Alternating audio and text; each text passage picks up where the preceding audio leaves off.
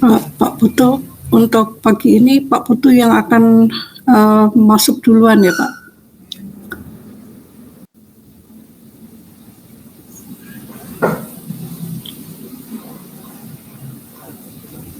Ya Ibu, bagaimana Ibu?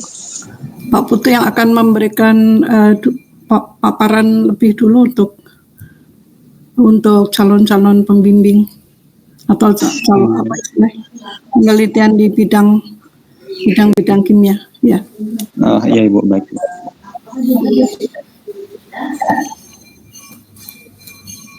Atau sebelumnya saya ini dulu bahwa ya selamat pagi untuk para peserta metode penelitian ini. Lalu saya ingin apresiasi yang tugas yang sudah masuk dari kelas A yang sudah saya lihat itu semuanya sudah menuliskan walaupun memang masih ada beberapa yang belum sempurna menuliskannya masih baru sebagian saja atau hanya sedikit saja. Lalu masih ada satu orang yang salah menuliskan bidang organik tetapi yang dituliskan pilihnya adalah bidang organik tapi yang dituliskan adalah garam dapur. Garam dapur itu adalah senyawa anorganik ya. Jadi tolong itu nanti dicek lagi siapa orangnya, kemudian silakan perbaiki. Masih ada kesempatan untuk memperbaiki. Terima kasih. Selanjutnya kepada Pak Mahendra dan seterusnya nanti silakan secara bergantian saya mencermati. Terima kasih. Ya, terima kasih Bu Cip atas penyampaian terkait dengan tugas pekan lalu. Jadi adik-adik untuk di pertemuan kali ini, pertemuan 4 ya, kita ada 2 sesi ya, pada sesi hari Senin dan Jumat. Nah, kebetulan dosen-dosen aktif di Prodi Kimia akan memberikan paparan mengenai topik penelitian beliau masing-masing ya. Dan mungkin kiranya nanti ada yang cocok dengan adik-adik di akhir sesi, kemungkinan di Jumat siang atau sore, Pak Arif selaku koordinator TA akan menyebarkan link Google Form ya untuk adik-adik isi agar bisa menentukan oh saya nanti mau ke bidang ini atau ini atau ini. Jadi kalau tahun lalu tiap mahasiswa diberikan kesempatan untuk memilih 3 bidang. Nanti dari pilihan 1, 2, 3 itu ada prioritasnya, yang mana saat ini di Prodi menggunakan penyamaan jumlah bimbingan ya, karena terbatas jumlah dosen. Jadi kalau misalkan adik-adik menumpuk minatnya di bidang A, tapi sudah terpenuhi kuotanya, maka adik-adik akan dialihkan ke bidang kedua. Begitu juga kalau di bidang 2 itu adik-adik sudah penuh kuotanya, adik-adik akan dipindahkan ke bidang 3 seperti itu. Dan seterusnya sampai dengan semua bidang mendapatkan jumlah mahasiswa bimbingan yang sama seperti itu. Nah, di sini pada hari ini akan ada 4 dosen yang akan memaparkan topik penelitian. Yang pertama ada saya, dilanjutkan oleh Pak Aang ya. Jadi kami berdua dari bidang kimia fisik akan menyampaikan topik TA yang akan kami tawarkan ke adik-adik. Lalu ketiga ada Pak Awan dan terakhir ada Pak Alvin ya. Nah, sedangkan dosen-dosen bidang lain yang belum saya sebutkan tadi akan memaparkan topik TA-nya pada hari Jumat. Oleh karenanya adik-adik diwajibkan untuk join di 2 kelas ini ya, dan mendengarkan kira-kira apa sih topiknya dan mana yang pas kiranya dengan adik-adik. Jadi untuk ya Fitri Holisa, bagaimana? Apakah ada yang ditanyakan? Silahkan sebelum saya mulai.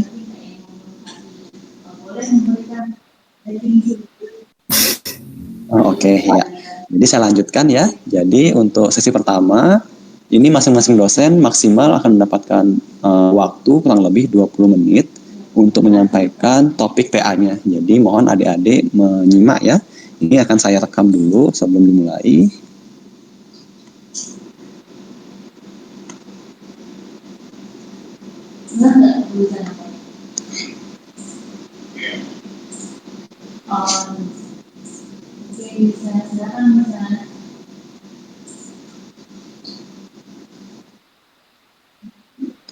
Oke. Jadi untuk sesi pertama, kebetulan saya izin untuk share screen ya. Jadi silakan nanti adik-adik jika ada pertanyaan bisa ditampung ya. Nanti di akhir sesi setelah Pak dosen menyampaikan topik TA-nya, adik-adik dipersilakan untuk bertanya. Mungkin adik-adik bingung atau penasaran, silahkan seperti itu.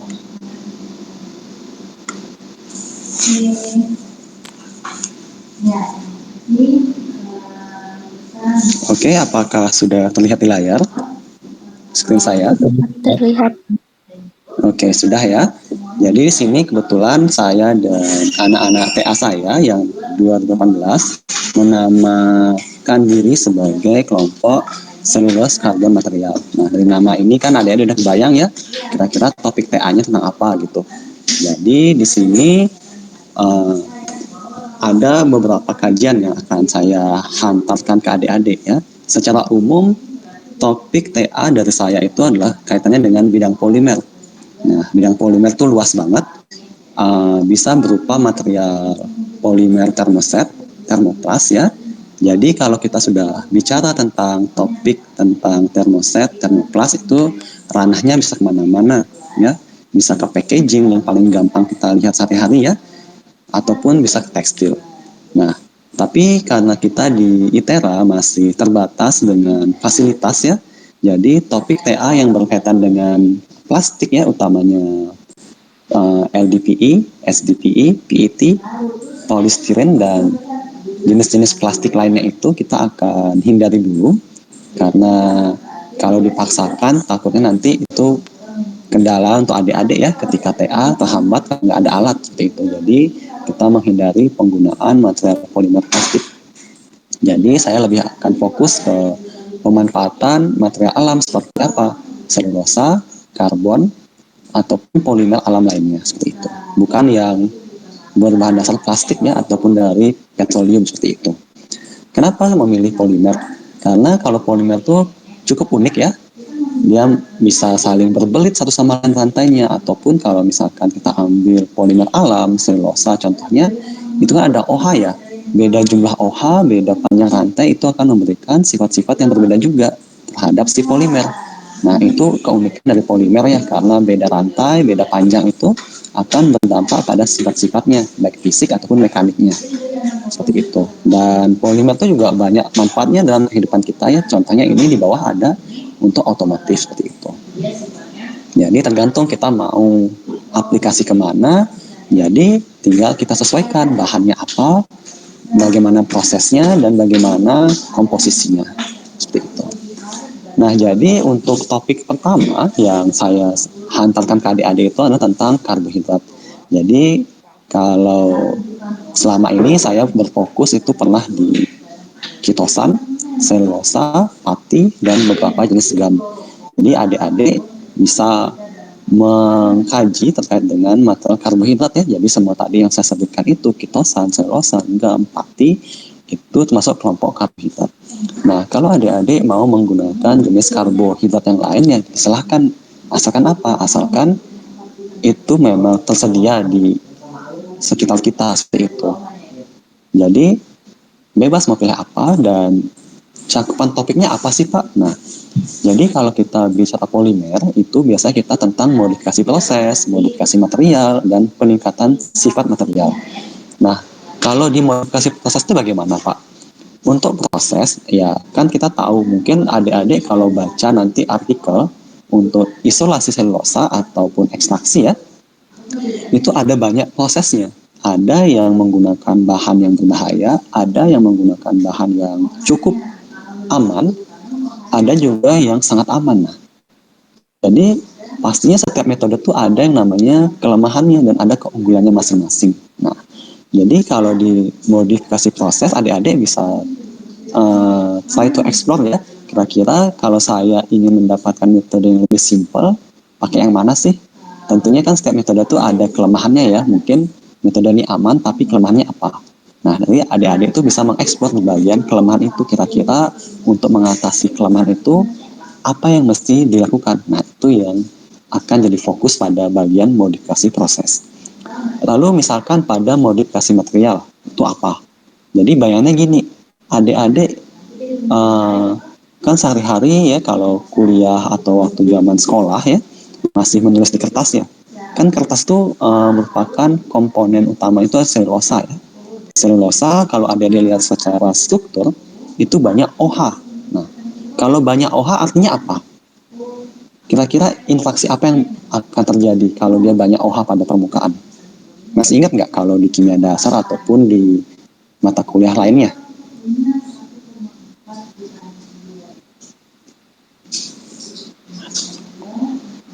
Wah, nggak ada yang ingat, nggak ada yang tahu. Wah, bahaya ini. Jadi kalau suatu material ya banyak punya OH, itu akan berdampak negatif. Kenapa?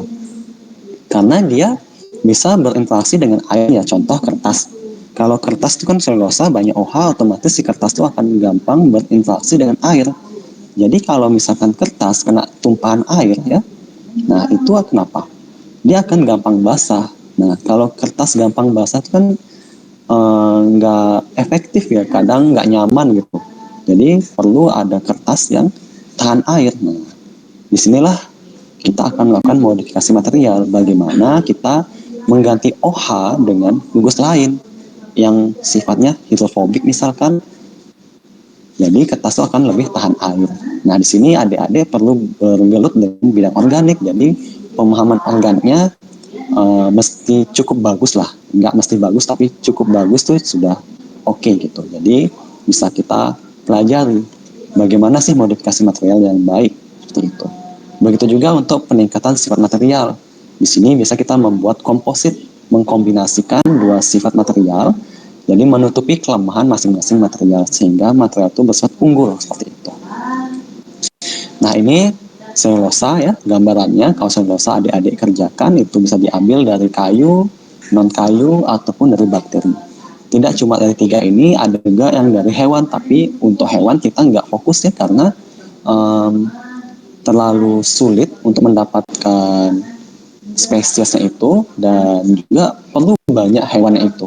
Jumlahnya banyak. Jadi kita tidak ke sana karena tidak efektif secara cost. Jadi kalau selulosa kita bisa fokus ke material makronya, mikronya, ataupun nanonya. Dan bahkan ketika mikro ataupun nano, kita bisa berfokus. Adik-adik mau fokus ke nano yang bagaimana?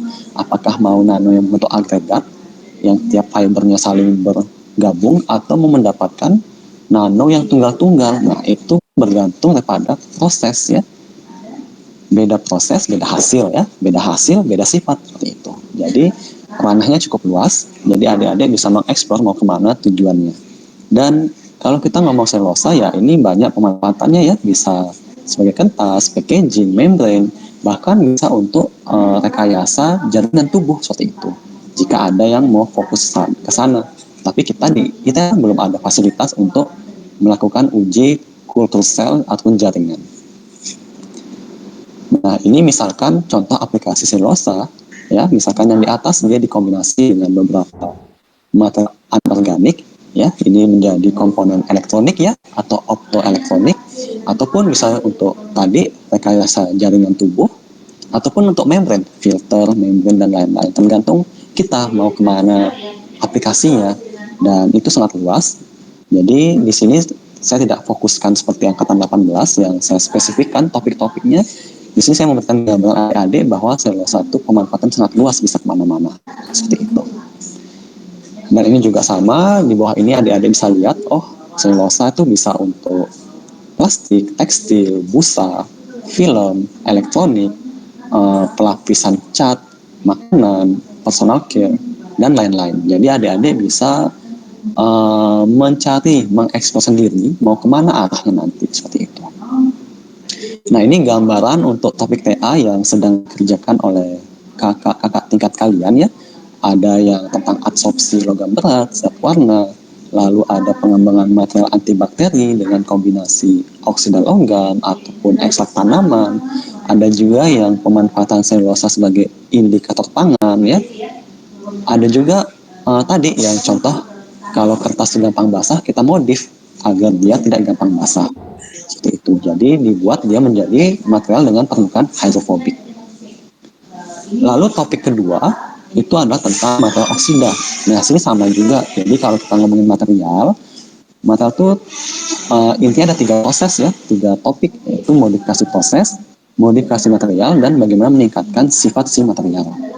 Nah, kebetulan untuk topik TA ini yang 18 ya, kita lagi fokus di 2 oksida, ada timah oksida dan juga mangan oksida.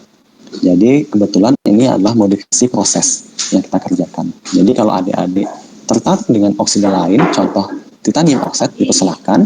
Saya pernah mengerjakan 3, ataupun oksida lainnya dipersilahkan. Misalkan apa? Misalkan besi oksida, monggo. Zinc oxide, monggo. Itu masih ranah oksida, jadi bebas adik-adik mau fokus kemana dan aplikasi kemana. Lalu ada material karbon. Nah, kalau material karbon itu ini bisa karbon aktif, bisa grafen, bisa grafite ya, sama juga bisa modifikasi proses, modifikasi material, dan peningkatan sifatnya.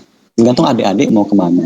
Jadi gambaran kalau karbon ini ya cukup luas, bisa sebagai penguat polimer, bisa sebagai komponen elektronik, jadi tergantung adik-adik mau kemana arahnya.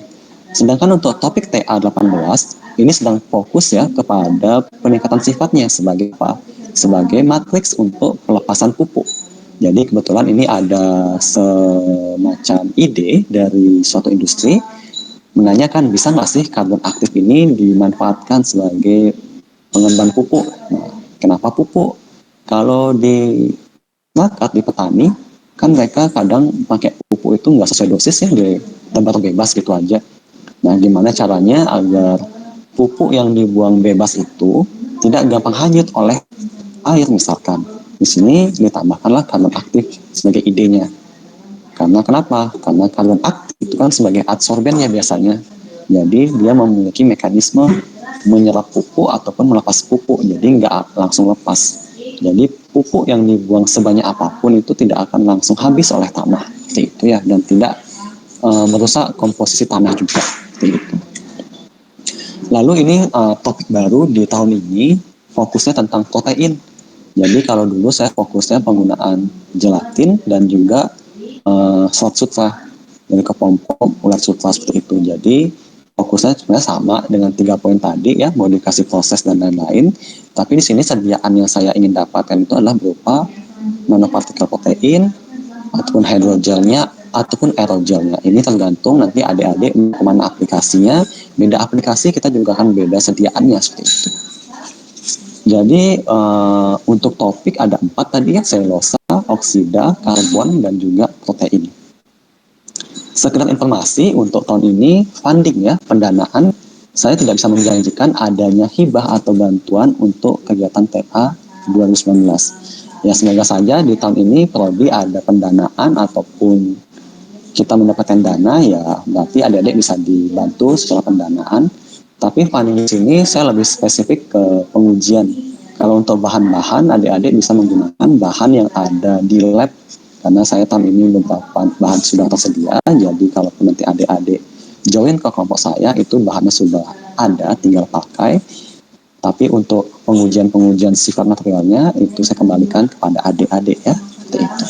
Jadi untuk saya sekian dan terima kasih. Oke, dari Pak Ang apakah sudah standby Pak Ang? Sudah Pak Putu. Oke Pak Ang silahkan untuk share screen. Oke baik. Sesi pertanyaan nanti mungkin ya atau kesimpulan. Iya nanti di akhir Pak. Oke ya sebentar 10 detik dulu sambil biar mahasiswanya relax dulu. Oke.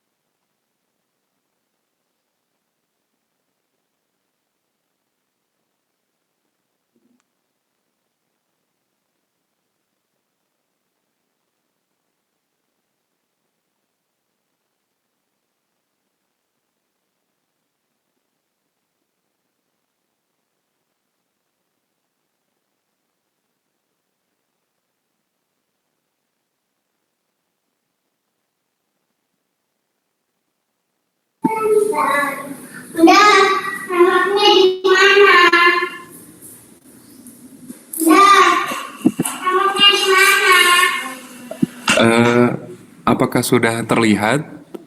Ya, Sudah, Pak. sudah Pak. Terlihat. Oke, terima kasih. Boleh saya mulai ya, Inte? Terlihat, Pak. Oke.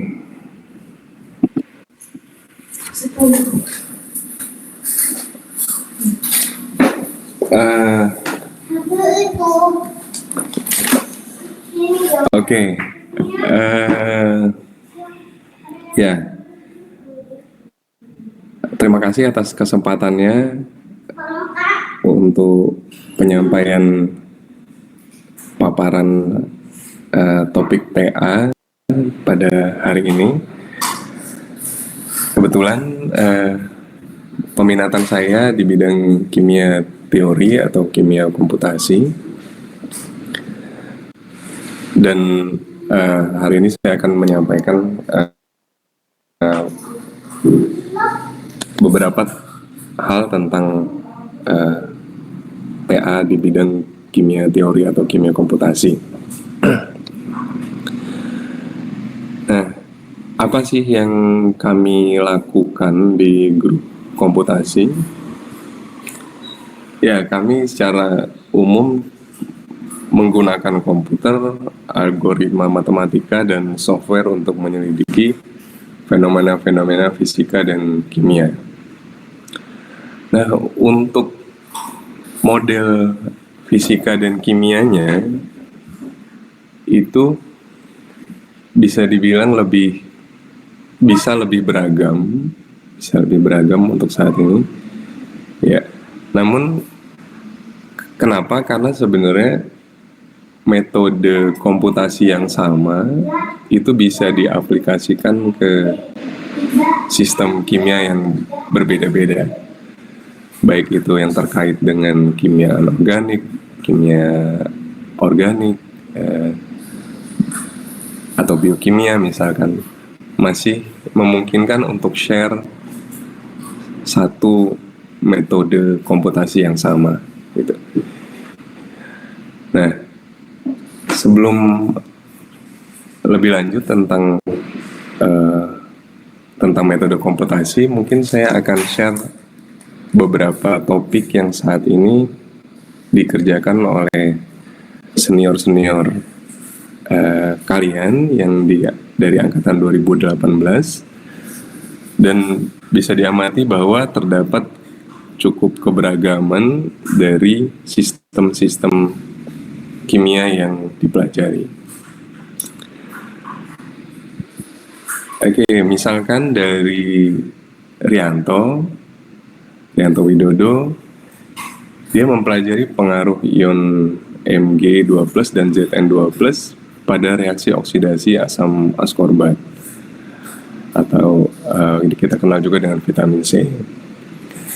Nah, jadi sistemnya Rianto mengandung asam askorbat, mengandung ion, dan saat ini Rianto sedang mempersiapkan untuk penambahan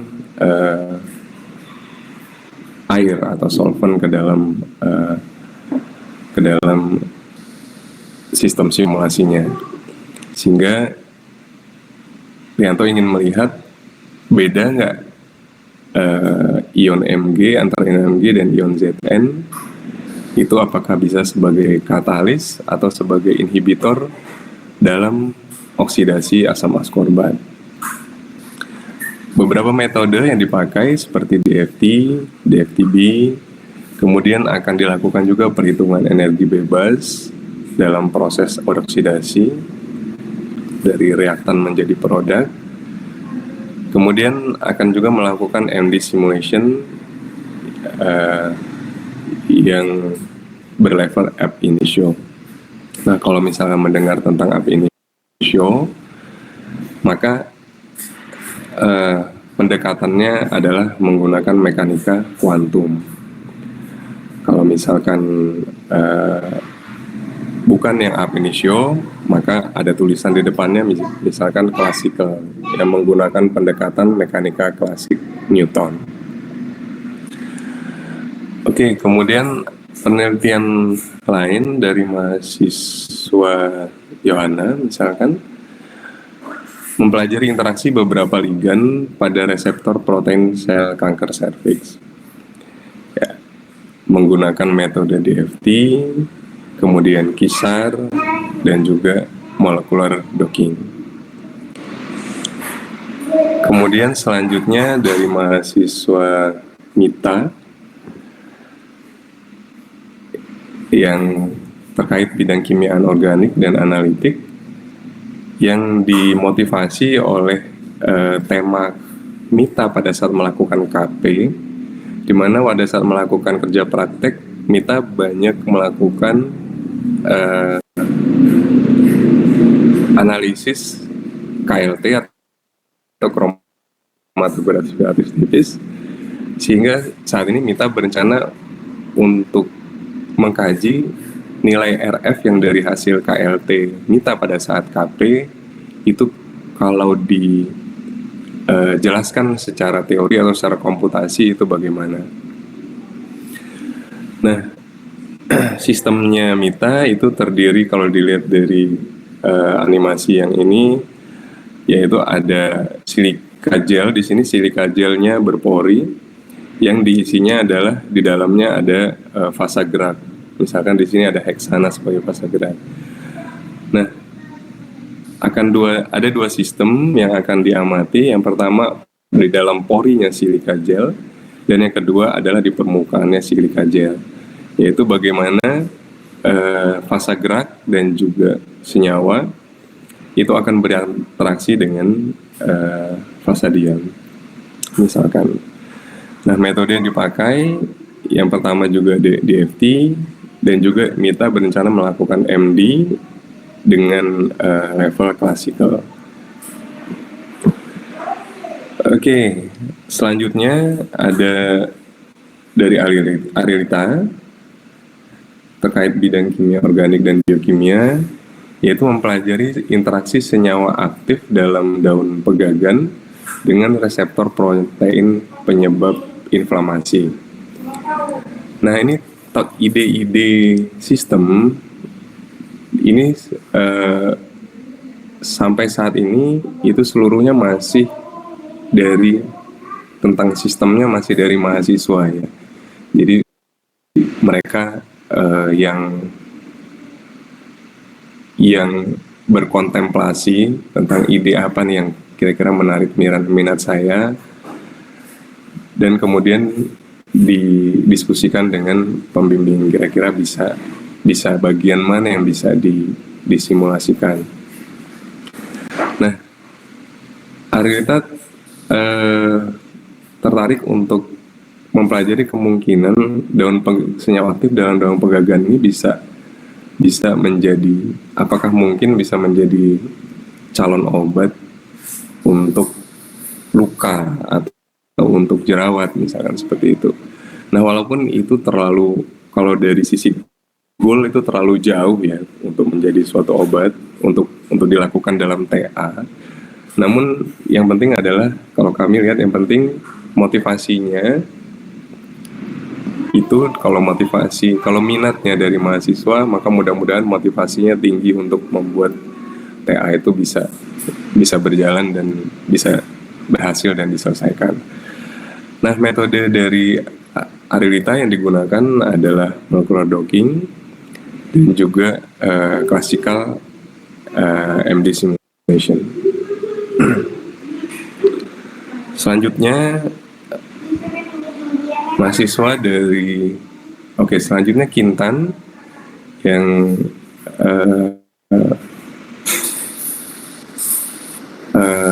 sistemnya terkait bidang anorganik, yaitu untuk mempelajari potensi permukaan kristal ZNO sebagai katalisator reaksi oksidasi gas SO2, CO, dan NO. Nah, gas SO2, CO, dan NO ini adalah gas buang yang beracun. Nah, kemudian ingin dipelajari potensi permukaan kristal ZNO, apakah dapat katalis oksidasi gas-gas tersebut. Nah, permukaan kristal itu juga kita ketahui ada banyak bermacam-macam fasetnya. Jadi banyak variasi-variasi yang bisa dilakukan. Nah, metode yang dilakukan adalah DFT dan juga Monte Carlo Transformation. Nah, animasi ini bukan dari penelitian Kintan ya, tapi mungkin mirip-mirip bahwa akan ada permukaan kristal dan juga akan ada reaksi kimia di atasnya. Kalau yang saya tampilkan ini mungkin kalau kita lihat mungkin di awal di sini ada 4 molekul air ya, dan kita akan amati kalau diamati dengan jeli, 1 hidrogen ini akan tertransfer dan sampai ke molekul air yang terjauh. Mungkin kita bisa lihat.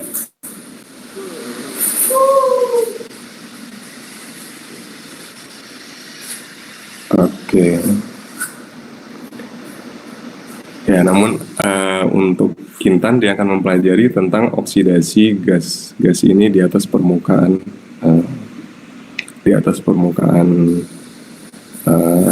ZNO.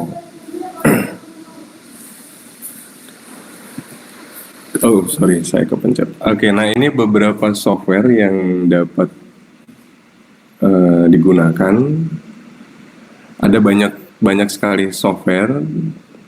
Tidak semuanya pernah saya coba atau pernah kami coba. Nah, ini beberapa yang pernah dicoba di dalam grup. Ada untuk perhitungan mekanika kuantum, perhitungan mekanika klasik, ada untuk simulasi Monte Carlo, kemudian juga saya sendiri baru mempelajari tentang machine learning. Kemudian ada beberapa software pendukung, ya di kelas kimia kuantum dan komputasi saat ini diperkenalkan juga tentang Python.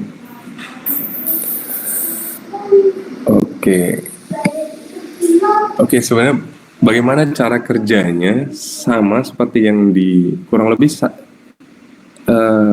analoginya sama seperti yang di lab bahasa. Jadi sistem kimianya disiapkan atau modelnya disiapkan, kemudian parameter kita siapkan ya lewat file komputer, di dokumen di komputer. Kemudian model dan parameter ini kita masukkan ke software, kemudian software akan mengeluarkan data, kemudian data diolah sehingga menjadi hasil. Nah,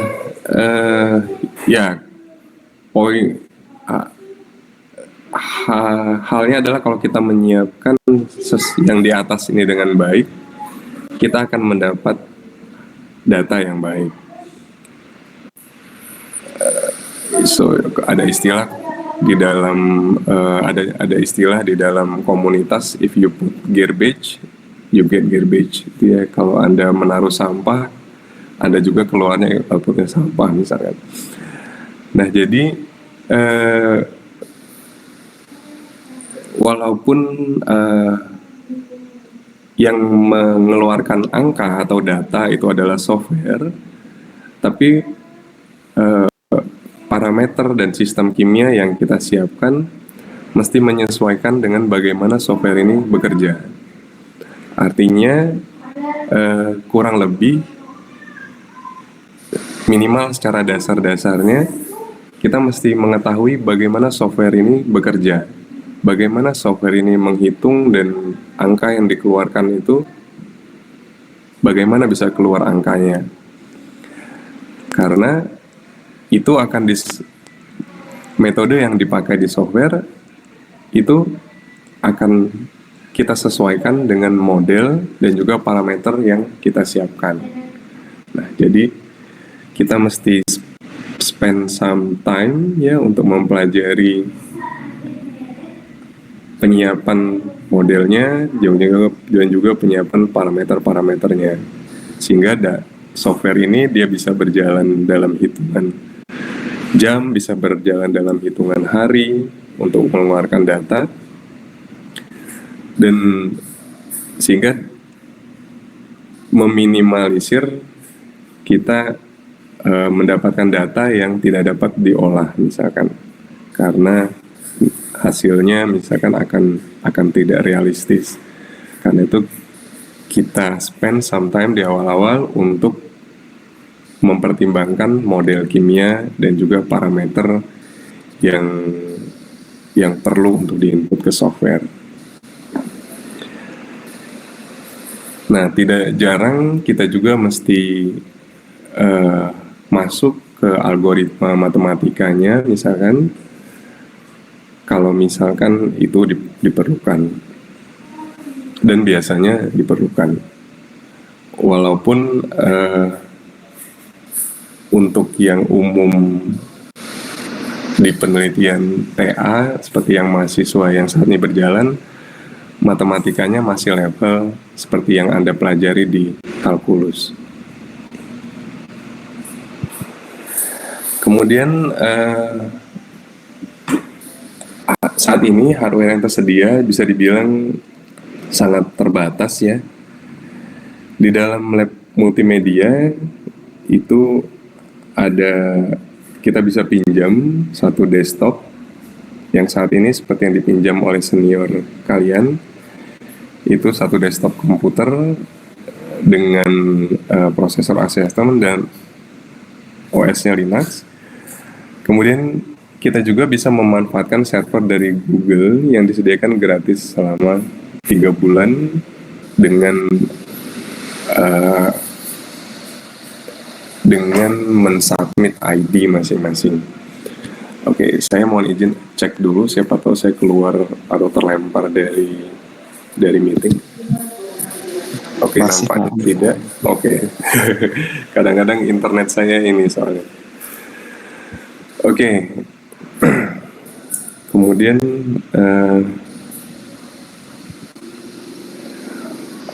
mata kuliah yang terkait ya, selain mata kuliah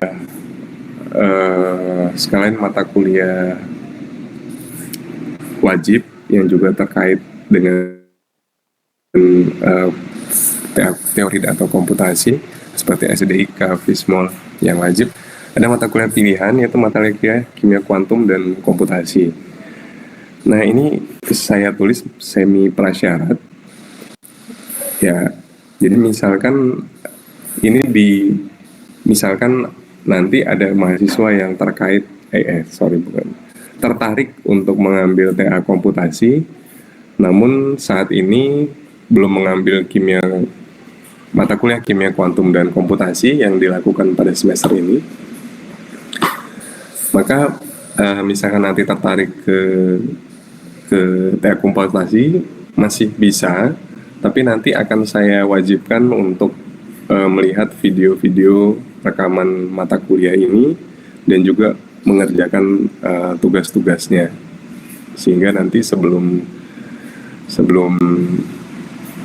masuk lebih lanjut bisa mendapat wawasan tentang komputasi, dasar-dasarnya, dan juga komputasi secara umum.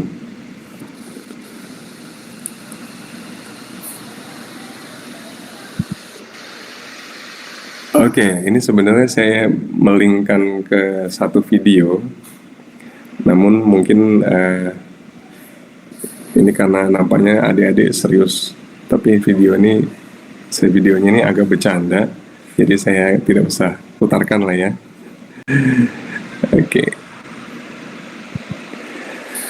Oke. Sebagai satu catatan,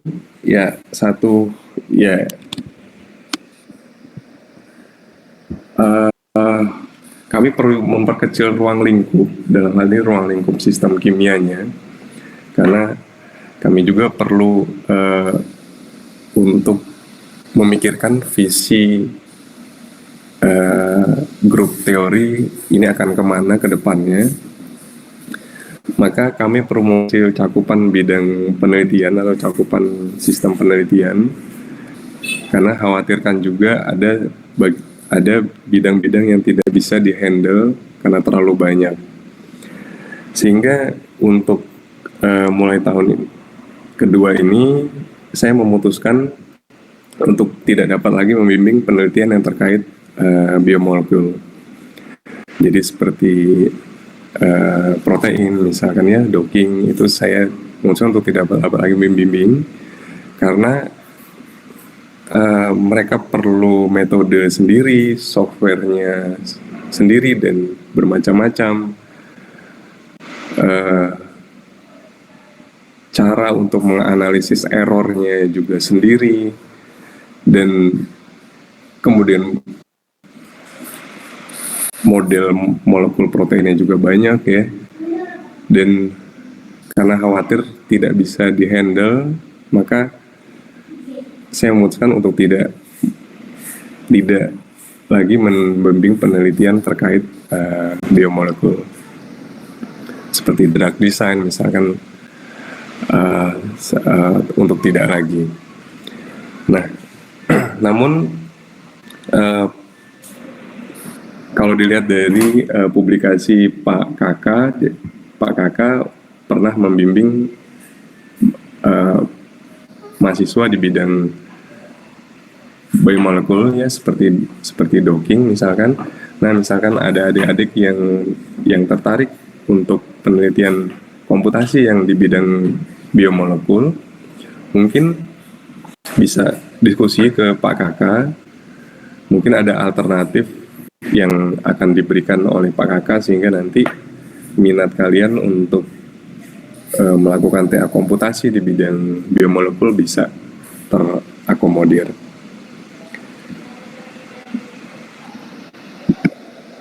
Oke. Nah, jadi saat ini kami terbuka untuk mempelajari sistem-sistem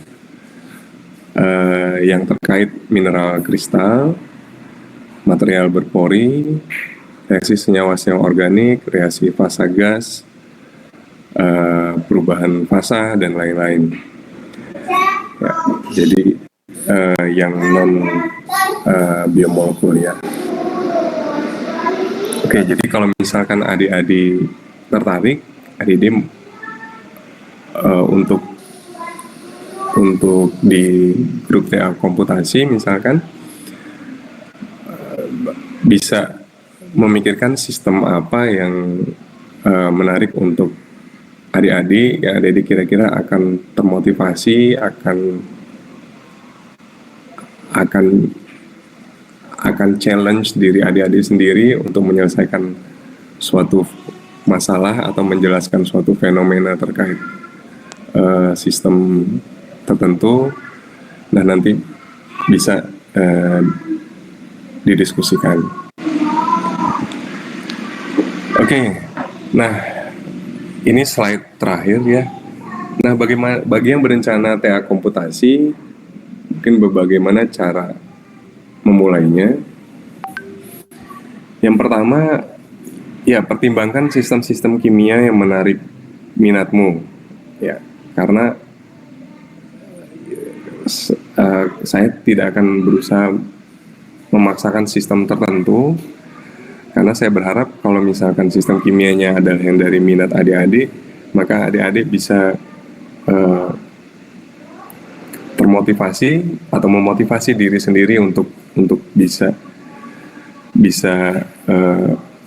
menyelesaikan pertanyaan-pertanyaan yang dapat muncul selama adik-adik melakukan TA. Tentu saja pembahasan dari pertanyaan atau problem itu nanti bisa sambil didiskusikan dengan pembimbing, yaitu seperti saat ini pembimbingnya adalah Pak Kakak dan juga saya. Kemudian mulai membaca-baca referensi penelitian terkait sistem-sistem tersebut. Kemudian bisa lihat di bagian metodologi dari referensi itu, lihat software apa yang dipakai. Coba lihat websitenya, dilihat aja dulu websitenya tentang software itu, dan dilihat istilah-istilah yang mungkin banyak istilah baru yang ada di situ. Kemudian penelitian komputasi akan menggunakan OS Linux dalam command line mode. Nah, kalau misalkan yang tertarik dengan teknik komputasi, maka kalau memulai membiasakan diri untuk OS Linux dan command line mode itu akan lebih baik. Nah, jika memungkinkan, temukan alasan sebenarnya kenapa komputasi menarik untuk Anda. Apakah karena fenomena fisika atau kimianya? Apakah karena penasaran atau ada keinginan untuk metode komputasi tertentu dipelajari? Apakah DFT, apakah MD, apakah Monte Carlo, apakah machine learning? Kemudian apakah motivasinya karena suka coding misalkan? Apakah motivasinya terkait dengan persamaan matematikanya? Atau tertarik dengan skill statistik atau pengolahan data misalkan?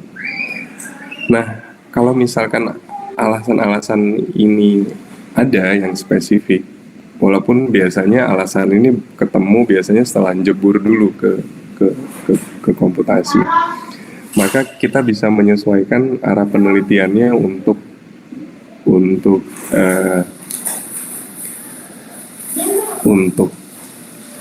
menonjolkan strong point Anda, gitu ya, atau minat Anda. Kemudian yang terakhir, nah ini ada salah satu yang bertemanlah dengan kalkulus ya. Jadi ya memang mungkin sebagian mahasiswa yang memilih prodi kimia mungkin salah satunya ada sebagian yang dengan alasan karena menghindari matematika tapi ingin tetap di sains misalkan. Nah, namun untuk di TA komputasi kalkulus ya, metode kalkulus seperti yang sebenarnya sudah kalian pelajari di saat TPB itu udah seperti bahasa untuk kita, untuk menjadi udah seperti bahasa. Seperti kimia kita ada bahasa asam lemak, asam kuat, titrasi. Nah, kita juga akan kadang-kadang juga akan memakai bahasa-bahasa dalam kalkulus seperti turunan, integral, seperti itu. Dan bertemanlah gitu ya, jangan dianggap itu sesuatu yang asing atau menakutkan bagi yang berencana untuk TA komputasi. Oke, so ini slide terakhir saya. Terima kasih atas perhatiannya. Saya kembalikan lagi ke Pak Putu. Terima kasih Pak Putu. Ya, terima kasih Pak Ang atas penyampaian topiknya. Ya, jadi mungkin adik-adik bisa panas ya mungkin kepalanya. Dari tadi 2 orang ini dari bidang kimia fisik ya. Mungkin banyak yang anti gitu ya dengan kimia fisik. Tapi ya mohon disimak saja seperti itu. Nanti jika ada pertanyaan silakan disampaikan di akhir. Ini selanjutnya kita akan beralih kepada Pak Awan. Pak Awan, apakah standby Pak? Suara saya udah kedengaran belum? Terdengar Pak Awan tapi kurang keras. Sudah terdengar dengan jelas sekarang? Ya, sudah Pak Awan. Baik ya. Terima kasih Pak Putu, Pak Aang dan Ibu Ciptati. Insyaallah saya coba share screen ya untuk kakak kimia organik.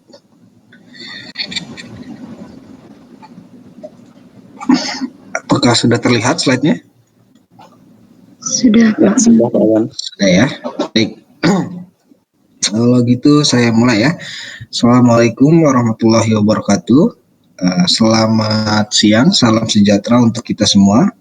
Terima kasih kesempatan yang telah diberikan ya untuk saya menyampaikan penelitian di bidang kimia organik ya. Jadi di kimia organik itu di kakak kimia hayati itu ada kimia organik ya. Nah, kimia organik ada 2, kimia organik bahan alam ya, dan secara umum ada kimia organik sintesis. Nah, ini salah satunya adalah kimia organik bahan alam. Di kakak kimia organik bahan alam ini ada saya dan Pak Arif ya, dan juga Bu Ciptati. Kemudian untuk yang sintesis itu ada Ibu Reni dan juga Pak Priyo. Namun untuk Bu Reni dan Pak Priyo untuk sementara ini sedang studi lanjut S3, jadi yang tersedia di kimia organik hanya kimia organik bahan alam sementara ini ya. Baik, ini seperti yang udah kalian lihat ya. Ini ada beberapa gambaran ya, sumber-sumber senyawa organik dari alam ya. Ada yang dari tumbuhan ya, dari bakteri, dari jamur maupun dari sel. Nah, ini adalah topik utama di dalam kimia organik bahan alam yang kami kerjakan. Gitu ya. Nah, saya sampaikan ini adalah skema penelitian untuk bimbingan saya ya, untuk penelitian saya selama 5 tahun ke depan ya. Kita masuk di tahun kedua ini untuk angkatan 2018 dan juga 2019 ya kalian ya. Itu masih berada di tahap screening ya, di screening untuk tumbuhan-tumbuhan berkhasiat. Jadi tema penelitian di bidang ini itu 2 tahun ini ya, selama 5 tahun ini itu adalah ITERA for Sumatera. Jadi memanfaatkan berbagai macam tumbuhan-tumbuhan yang berkhasiat obat dari Sumatera terutama ya, untuk dijadikan obat anti kanker ya. Aktivitasnya terhadap anti kanker terutama kanker serviks Hela. Jadi sudah spesifik tentang kanker serviks. Jadi kita di topik penelitian ini akan mencari berbagai macam tumbuhan-tumbuhan yang berkhasiat sebagai obat, kemudian kita akan tes ya terhadap kanker serviks. Dia memiliki aktivitas atau tidak membunuh kanker serviks. Kemudian setelah kita ketahui tumbuhan tersebut berkhasiat, kita cari senyawa apa yang bertanggung jawab terhadap aktivitasnya. Kira-kira seperti itu ya. Sederhana sekali penelitiannya. Untuk topik penelitian yang dikerjakan saat ini ada 4 ya, 3 yang utama sesuai dengan topik penelitian yang saya kembangkan dan 1 yang side project. Yang pertama terkait dengan bakau, karena kita ketahui ya di Lampung ini ada pelabuhan Bakauheni.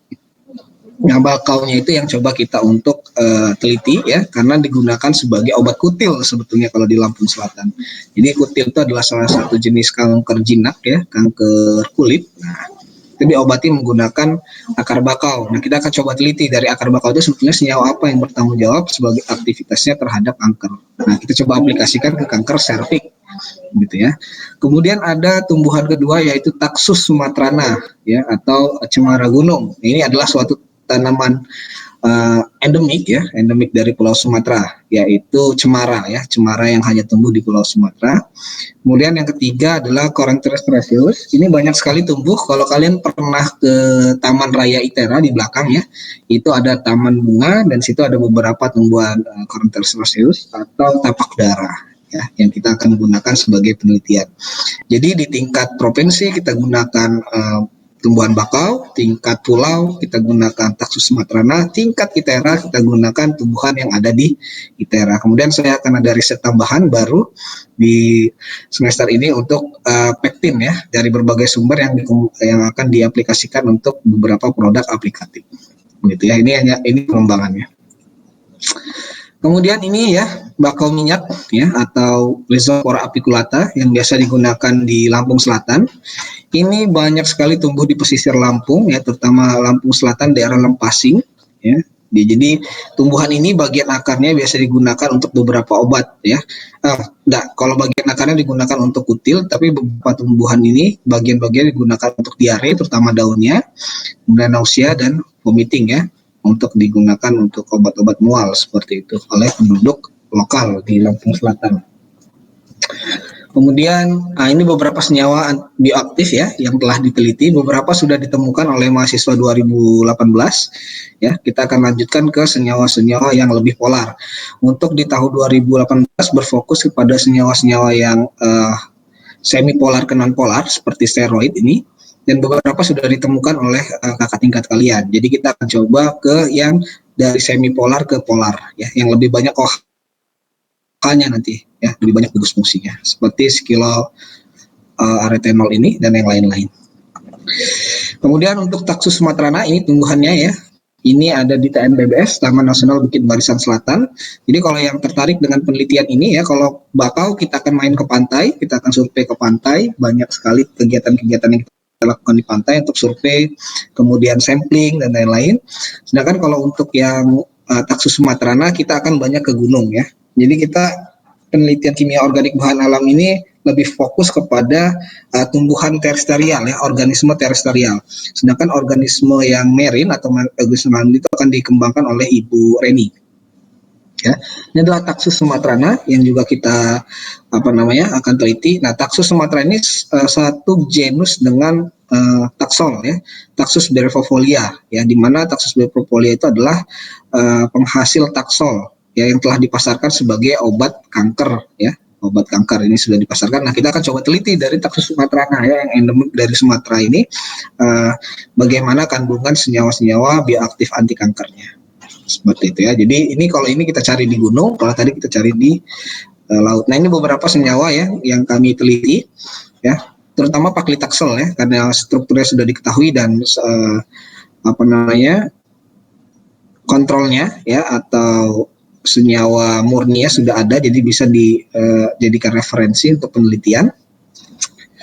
Nah, yang ketiga ini adalah Caranthus reseus atau tumbuhan tapak darah ya. Pasti kalian sering lihat lah ya. Ini salah satu tumbuhan juga yang sering tumbuh di sistem perairan ya, selokan seperti itu. Ya, ini memiliki aktivitas juga sebagai kanker. Kalau kalian lihat ya, tumbuhan ini itu jarang sekali digigit ulat. Jadi daunnya itu rata-rata masih berbentuk sempurna gitu ya. Kenapa? Karena dia menghasilkan suatu senyawa alkaloid. Ya, salah satu senyawa alkaloid yang dihasilkan tumbuhan ini itu adalah vincristin ya, yang juga merupakan obat anti kanker yang telah dipasarkan. Jadi metabolit sekunder yang kita isolasi dari tumbuhan-tumbuhan itu sebetulnya adalah suatu senyawa organik yang dikeluarkan oleh tumbuhan untuk beradaptasi dengan lingkungan. Nah, ini salah satu contohnya ya. Tumbuhan tapak darah ini memproduksi alkaloid, itu kan rasanya pahit ya. Alkaloid itu bersifat basa. Dia pahit, jadi serangga dan juga ulat itu enggan untuk mengkonsumsi tumbuhan ini karena tidak asik rasanya ya. Tapi itu juga bisa dimanfaatkan untuk obat anti kanker. Ya, ini banyak tumbuh juga di sekitaran ITERA karena di ITERA banyak danau buatan ya atau embung. Nah, jadi sering kita gunakan. Nah, ini adalah metodologi penelitian. Seperti yang kalian ketahui ya, untuk kimia organik itu ada cukup kompleks materinya, dan senyawa organik monofungsi, polifungsi, ya, kemudian elusidasi struktur dan lain-lain, mata kuliah yang lain. Nah, itu sebetulnya materi-materinya sudah tersusun secara terstruktur dan sistematik, sehingga ketika diaplikasikan ke penelitian, ya, metodologinya itu sudah jelas, ya, metodenya sudah jelas dan sudah baku, tinggal diikuti saja. Secara umum metodologi penelitiannya terbagi menjadi 3 tahap. Yang pertama itu adalah persiapan sampel, ya, kita cari tumbuhannya, kita persiapkan, kita ekstrak.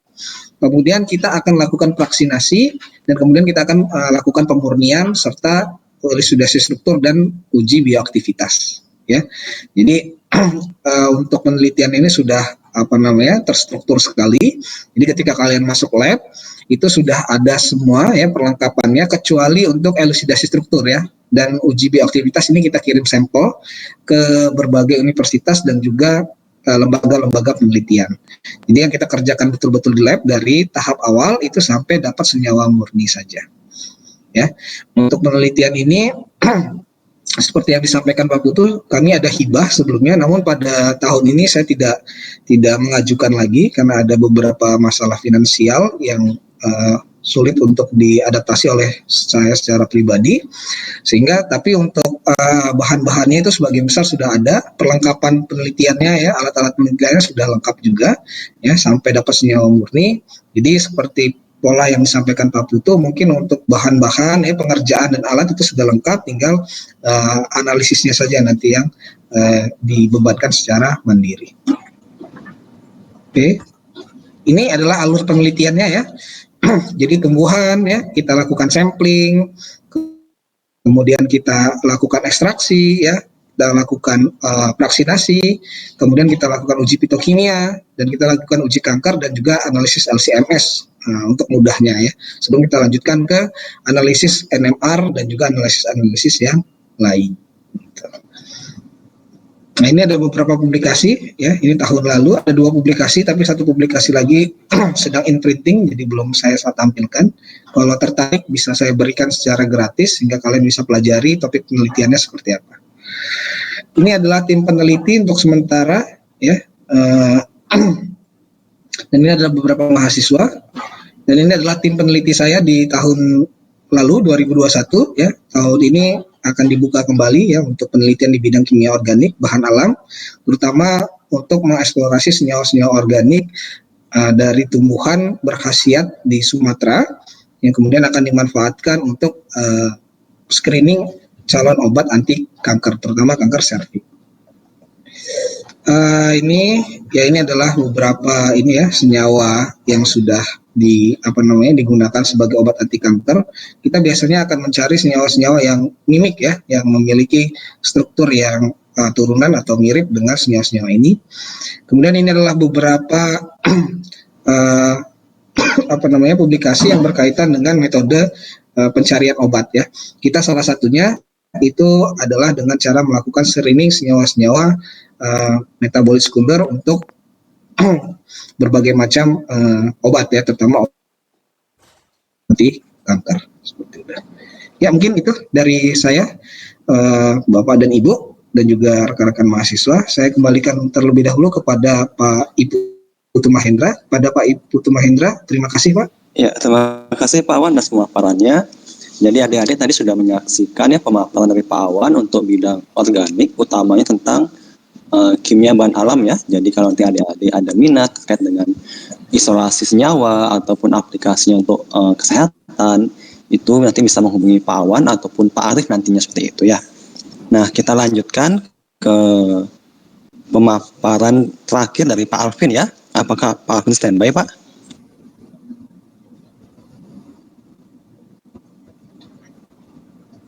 Saya bisa terdengar Pak Putu? Oke, sudah. Ya, silakan Pak Alvin. Oke, izin untuk share screen bentar ya.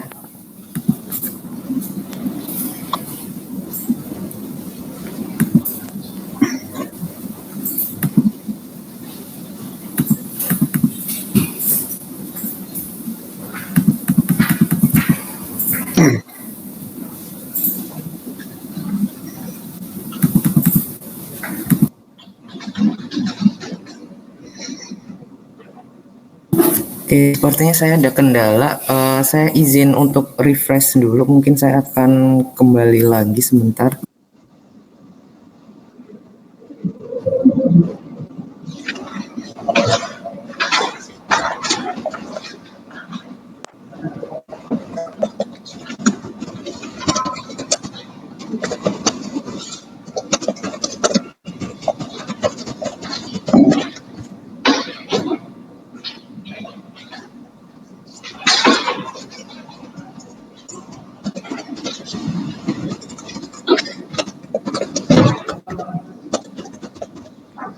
Oke, sudah terlihat ya screen saya? Sudah Pak Alvin. Oke, terima kasih Pak Putu.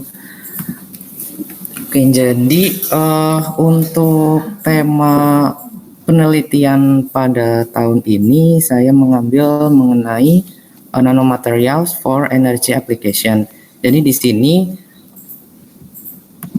penelitiannya akan seputar material nano yang nanti aplikasinya untuk di bidang energi. Oke, mungkin kita lihat dulu alasan kenapa sih kita harus mengembangkan nanomaterial yang perlu diaplikasikan di bidang energi. Yang pertama, seperti yang kita ketahui bahwa Indonesia itu merupakan negara berkembang dengan pertumbuhan ekonomi yang cukup tinggi. Nah, pertumbuhan ekonomi ini pasti akan berdampak pada meningkatnya laju urbanisasi yang menyebabkan jumlah gedung itu semakin banyak yang dibangun. Kemudian secara geografis Indonesia itu terletak di garis khatulistiwa dengan penyinaran matahari yang cukup intens. Nah, sinar matahari sendiri itu tersusun dari hampir 50%-nya adalah cahaya inframerah. Nah, apabila radiasi ini masuk ke dalam ruangan, terutama melalui jendela, itu dapat menyebabkan pemanasan dalam ruangan. Nah, tidak mengherankan bahwa hampir setiap gedung dan bangunan di Indonesia itu membutuhkan pendingin ruangan. Kemudian masalah pemanasan ruangan ini dapat kita atasi dengan menggunakan yang namanya jendela pintar. Nah, jendela pintar ini nanti didasarkan pada penggunaan material kromogenik. Saat malam hari, gedung dan bangunan juga membutuhkan yang namanya penerangan untuk mendukung aktivitas pengguna di dalamnya. Nah, penggunaan pendingin ruangan, kemudian penerangan, setelah beberapa keperluan yang lain itu mengakibatkan sektor konstruksi dan bangunan mengonsumsi cukup banyak energi. Nah, berdasarkan Energy International Agency, sektor konstruksi dan bangunan itu menyumbang sekitar 40% dari kebutuhan energi dunia. Nah, bagaimana kita bisa mengatasi masalah tersebut? Kita dapat memanfaatkan yang namanya sinar matahari. Seperti yang kita ketahui bahwa matahari itu merupakan sumber energi terbarukan yang paling besar yang ada di bumi. Oke, saya lanjutkan ya tadi. Tiba-tiba mati seperti biasa. Untuk memanfaatkan energi dari matahari ini, kita perlu mengembangkan yang namanya solar cell. Nah, solar cell sendiri di ITERA itu sudah diterapkan untuk membangkitkan listrik. Nah, di sini solar cell yang ingin saya kembangkan adalah solar cell yang dapat diintegrasikan ke dalam bangunan atau di sini disebut dengan BIPV. Lebih jauh lagi, apabila solar cell tersebut dapat dikombinasikan dengan jendela pintar, maka akan tercipta yang namanya device elektronik fotovoltaik yang mampu memanen energi dari matahari sekaligus melindungi dari radiasi termal yang diakibatkan oleh sinar inframerah dari matahari. Nah, untuk mencapainya maka diperlukan beberapa penelitian terkait solar cell dan jendela pintar. Yang pertama di sini adalah solar cell. Nah, penelitian solar cell sendiri sudah saya lakukan sejak tahun 2018, sejak saya mengambil program master. Nah, di sini mungkin ada beberapa fokus yang akan kita kerjakan, terutama di ITERA, yaitu mengenai elektroda kerja. Nah, di elektroda kerja ini nanti kita akan coba mensintesis beberapa material seperti material nanofotonik dan logam oksida. Nah, ini adalah contoh material nanofotonik yang berhasil disintesis oleh kakak kelas kalian, yaitu ada Evita dan Rizky. Kemudian untuk logam oksida, di sini kita ingin mengembangkan suatu logam oksida yang mana dia dapat menyerap sinar matahari dalam spektrum yang luas. Selain itu juga dapat berfungsi sebagai elektron transport layer. Selain itu juga memiliki band gap yang sesuai. Sepertinya ada yang bocor ya. Oke. Jalan.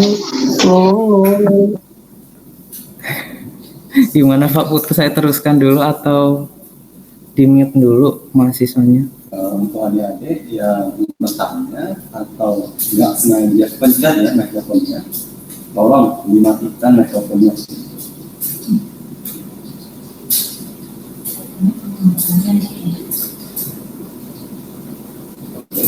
Oke, baik. Terima kasih Pak Putu. Nah, ini adalah contoh solar cell yang dulu pernah saya buat.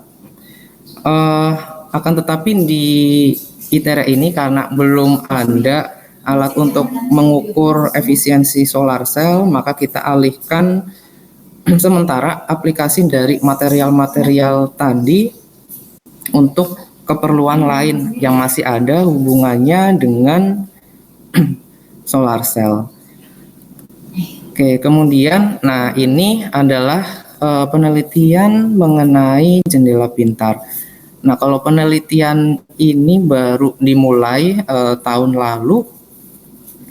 Nah, di sini jendela pintar itu nanti bisa berubah warna, transparansi maupun reflektansinya sehingga bisa mengontrol jumlah cahaya yang masuk dalam ruangan.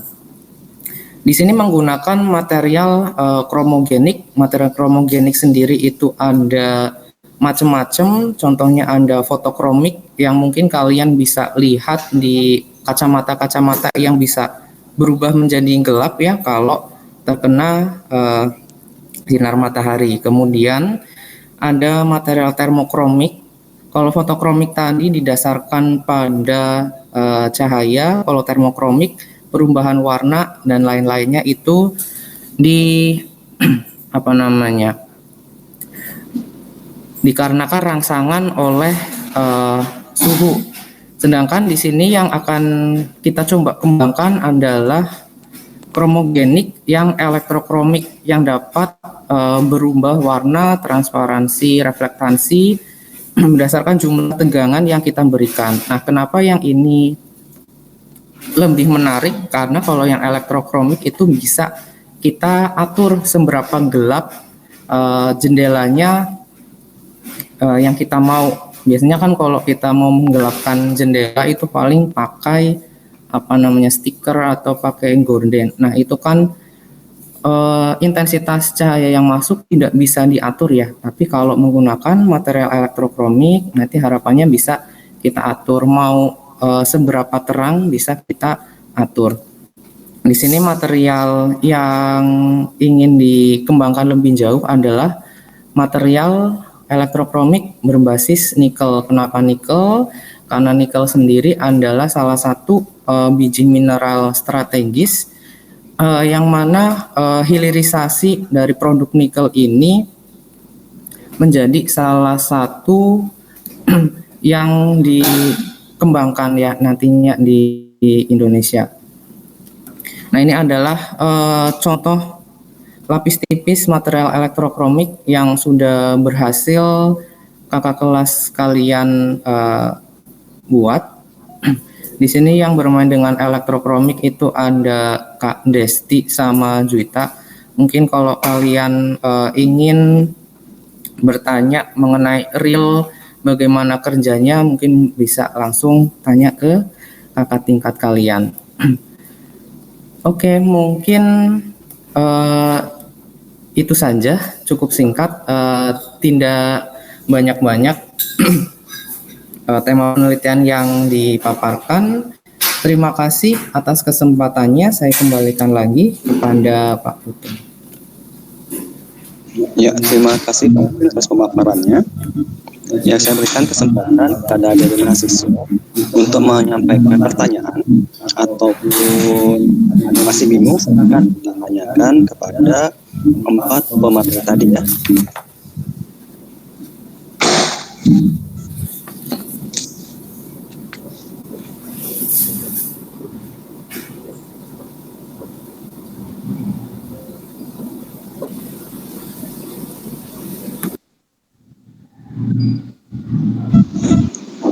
Wah, ini sepi ya. Antara tidak minat atau masih bingung tapi nggak tahu bertanya apa, atau ya bebas mau tanya apa. Tadi kan kalau dari saya key point-nya adalah terkait pendanaan ya. Untuk pendanaan kita belum bisa janji untuk memberikan bantuan lebih seperti itu. Oke, silakan Mila. Pak, izin bertanya terkait bidang organik, Pak. Di sini kan di tahun kedua, di mana itu masih di screening. Apabila kita seperti tahun kemarin, apa boleh kita ngambil metodenya sama, tapi bahan alamnya berbeda, Pak, dengan cutting gitu. Tapi setelah dibaca-baca jurnalnya, menurut yang saya baca itu masih ada senyawa yang untuk anti kanker serviks gitu Pak. Apakah boleh untuk dijadikan TA? Terima kasih Pak. Oke, silakan Pak Awan jika langsung saja menjawabnya. Baik, maksudnya tadi itu ya, tumbuhannya berbeda dari yang saya paparkan gitu ya? Iya Pak, benar. Oke. Ya itu boleh saja ya, sangat boleh malah. Karena pada dasarnya semakin banyak yang kita screening itu semakin baik ya. Karena tumbuhan-tumbuhan itu setelah kita dapatkan senyawanya, kita akan masuk ke kultur jaringan. Ya, kita akan kultur tumbuhan tersebut ke dalam botol sehingga kita nggak perlu lagi pulang kampung atau mencari tumbuhan itu di alam seperti saya bilang tadi ya. Kita ke gunung dan ke laut gitu ya, ke taman raya, enggak seperti itu. Jadi kalau misalnya pertanyaannya boleh enggak Pak kita gunakan tumbuhan-tumbuhan lain yang berkhasiat gitu untuk penelitian ini dengan metode yang sama ya tentu saja boleh gitu ya. Tadi yang saya sampaikan itu yang telah dikerjakan saat ini gitu. Namun untuk yang lain juga sangat terbuka. Begitu ya. Baik Pak, terima kasih. Oke, terima kasih Mira pertanyaannya. Yang lain, oh ini ada Mulyadi, silakan Mulyadi. Ya Pak, izin bertanya. Jadi pertanyaan saya itu misalnya kita masuk kelompok dosen A gitu Pak. Terus karena topik kita itu bersinggungan antara dua bidang, kita bertanya ke dosen B apakah itu diperbolehkan Pak? Maksudnya dosen B kan itu sedang mengurusi anak-anaknya yang lain, tapi kita bertanya gitu Pak, apakah itu tidak apa-apa Pak? Oke, mungkin ini general ya. Jadi tidak masalah karena kan terkait dengan diskusi, adik-adik boleh berdiskusi dengan siapa saja gitu. Dan terkait dengan bidang pasti nanti antara dosen A, dosen B, dosen C itu pasti akan ada topik yang saling bersinggungan ya. Jadi nggak ada masalah karena kan juga adik-adik belum terikat untuk menjadi bimbingan siapapun gitu. Jadi silahkan bertanya kepada siapapun boleh seperti itu. Jadi nggak ada masalah seperti itu ya. Ya, baik Pak. Terima kasih. Oke, yang lainnya apakah ada pertanyaan? Silahkan.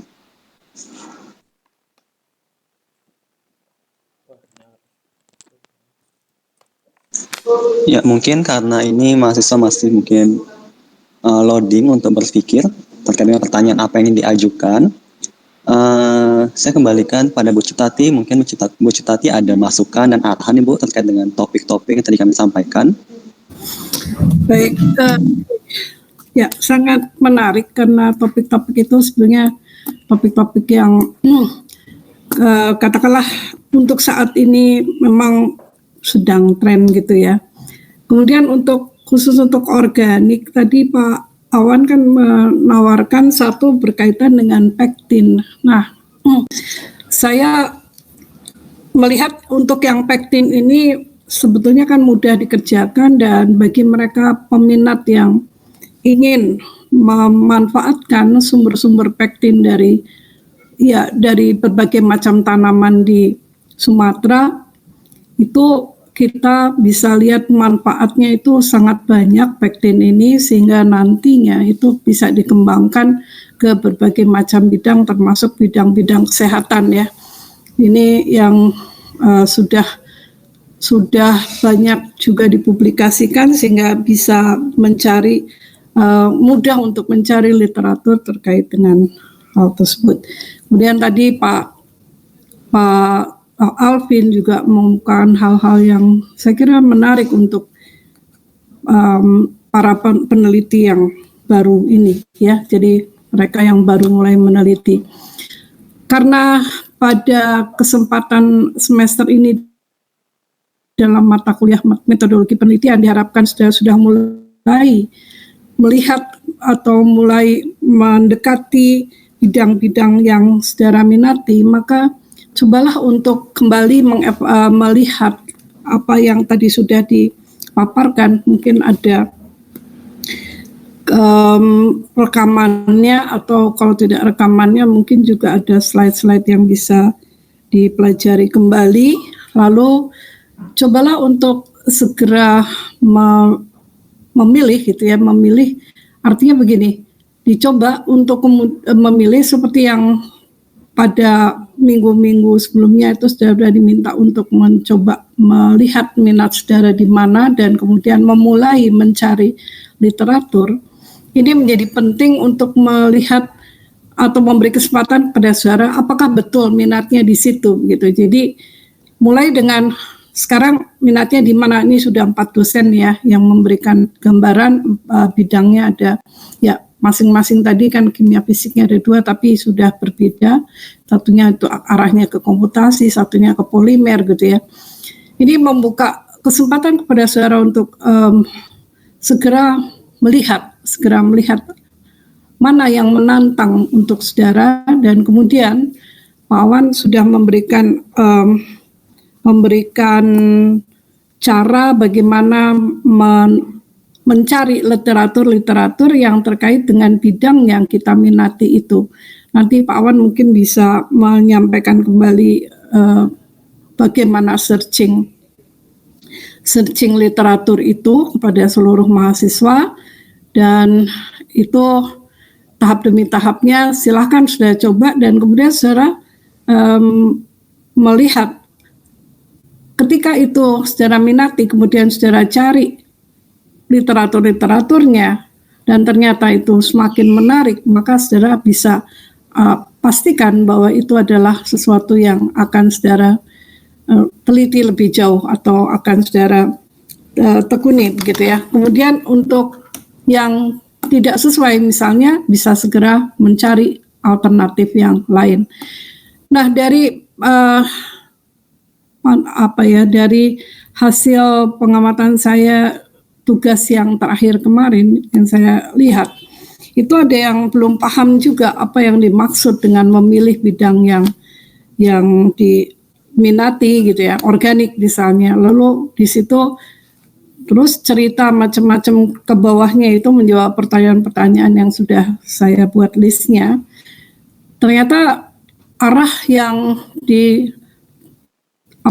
yang dituliskan selanjutnya itu menunjukkan sudah nggak paham gitu organik itu apa. Nah sekarang hari ini tidak boleh lagi ada yang keliru ya, organik ya organik, anorganik ya anorganik. Kenapa?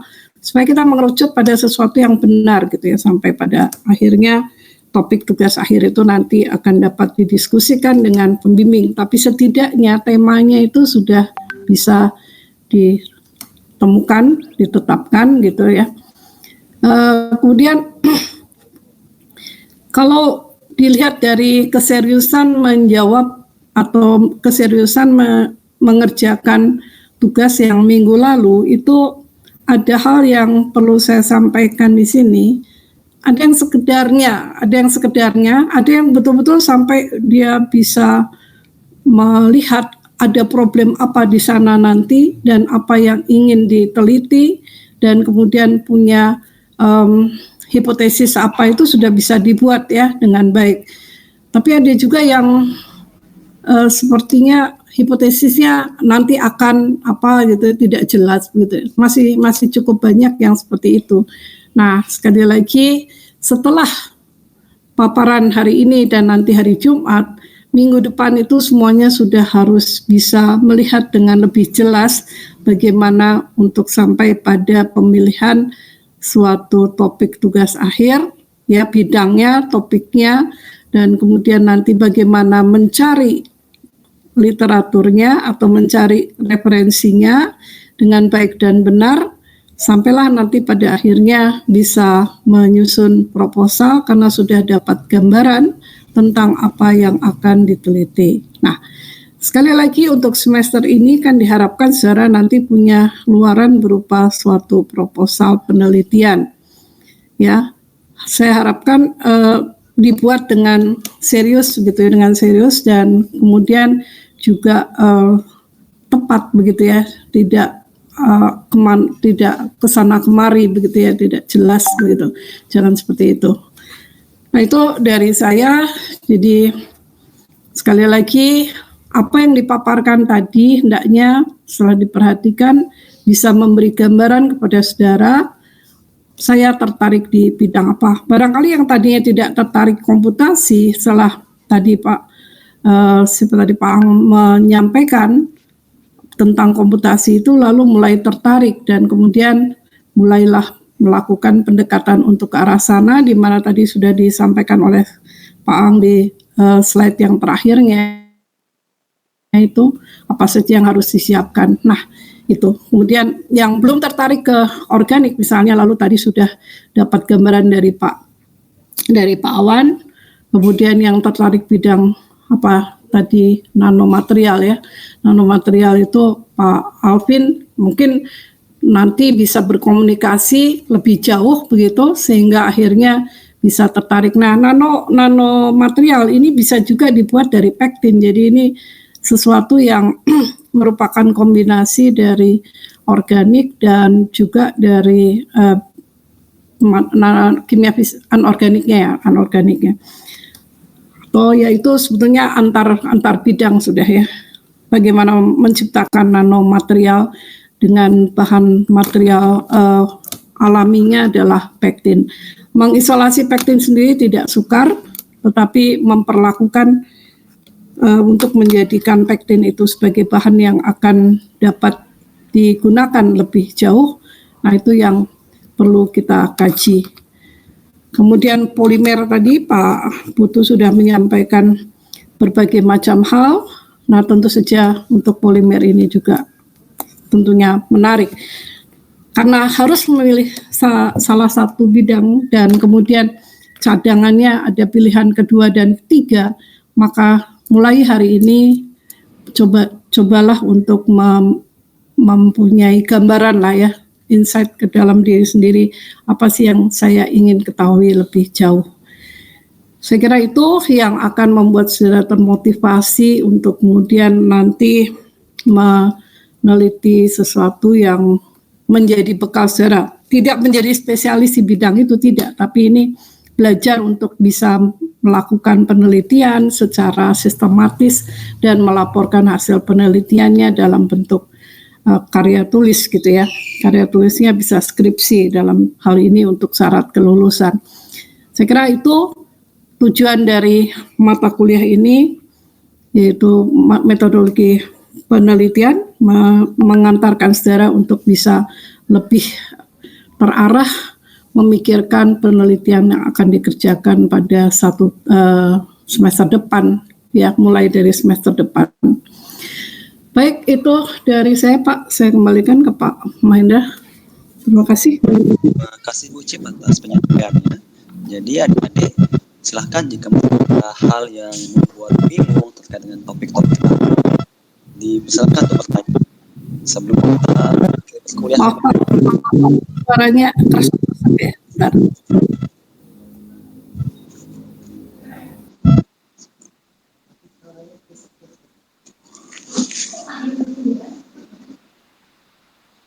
Oke, selamat terdengar ya suara saya?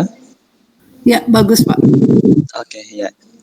Jadi untuk adik-adik silahkan untuk menyampaikan pertanyaan. Jika ada yang masih bingung, mengganjal di pikiran adik-adik ya. Ini mumpung masih ada waktu, kurang lebih 4 menit lagi sebelum kita mengakhiri perkuliahan ini.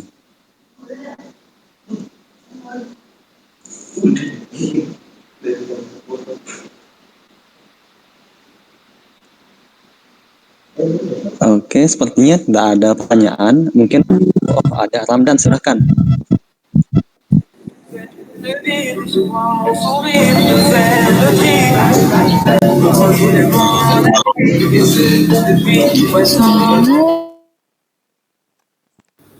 Sebelumnya apakah suara saya terdengar? Ya, sudah. Sebelumnya perkenalkan, nama saya Ramdan.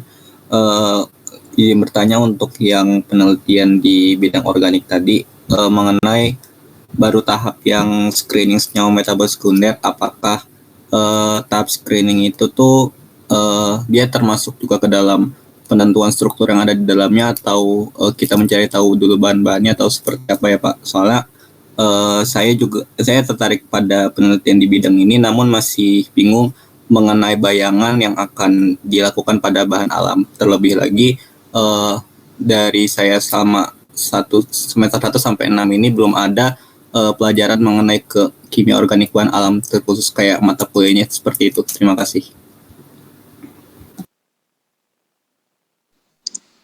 Pak Awan, apakah ada di sini? Ya, Silakan. baik. Oke. Baik ya, bagus kalau tertarik dengan kimia organik bahan alam. Untuk mata kuliahnya memang disediakan di semester 8 ya. Ada mata kuliahnya di semester 8 namanya kimia organik bahan alam, khusus untuk kakak kimia organik yang mengambil TA berkaitan dengan kimia organik bahan alam.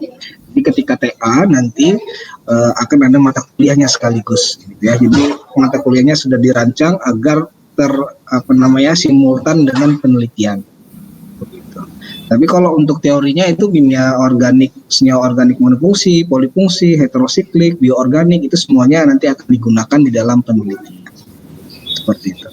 Kalau untuk apa yang akan dilakukan simpel saja ya, kita akan belajar terkait dengan kromatografi ya, kita akan belajar terkait dengan metode sampling, kita akan belajar terkait dengan pemurnian dan juga elusidasi struktur. Dan juga nanti ada sedikit tentang bioorganiknya ya, terkait dengan bioaktivitas sebagai anti kanker. Ya, begitu kira-kira secara sederhana. Ya, mungkin bisa saya tambahkan Pak Awan.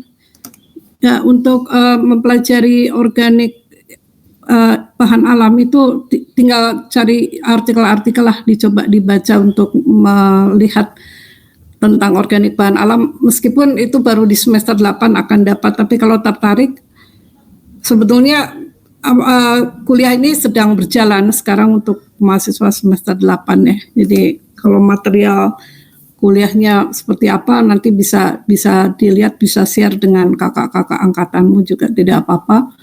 Kemudian tadi mengenai penentuan struktur segala itu ya tentunya kalau sampai pada istilahnya untuk menentukan senyawa apa yang sudah dapat, ya pastinya akan sampai ke sana begitu ya. Itu ujung dari penelitian ini. Sampai ke bioaktivitasnya, kalau itu memang bisa sampai ke sana, tentu akan sampai sana ya Pak Awan.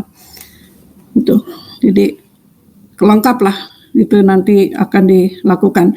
Istilah screening itu kan mencari dari berbagai macam tanaman. Jadi screening ini proses yang berapa banyak tanaman yang akan tidak terbatas gitu, sampai seberapa jauh, nah sampai seberapa banyak, ya itu tentunya hasil screening tadi akan menentukan ke depannya, masa depannya seperti apa begitu ya.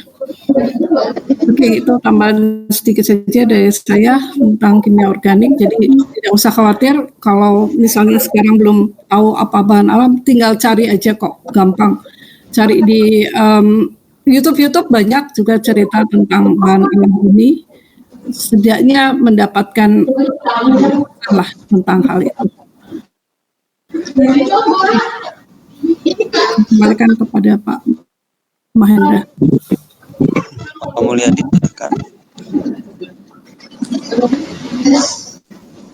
Izin bertanya kepada Pak Putu tadi Pak, untuk yang penelitiannya itu tentang topik penelitiannya ada yang bagian nanopartikel Pak, tadi saya lihat.